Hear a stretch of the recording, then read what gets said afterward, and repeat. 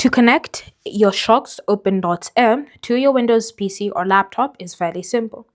Now, all you need to do is simply go ahead and navigate to the Settings app, then go ahead and select Bluetooth and devices.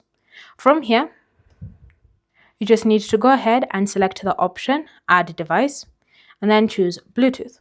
Next, you want to put your Shokz OpenDots Air in pairing mode, so just open up the case, long press on the touch button like so to put it in pairing mode. And once it's in pairing mode, it should be easily detected. Now, if this pop-up doesn't appear on your computer, then I'll just go ahead and wait patiently for it to appear here. And then go ahead and select it.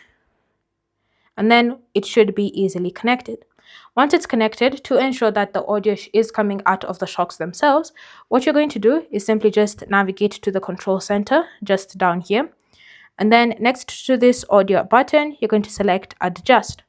Now, the sound output device, you do want to confirm that it's OpenDots Air by Shokz and not anything else that is currently available. This means that any sound should now be coming out of the buds themselves. Thanks for watching.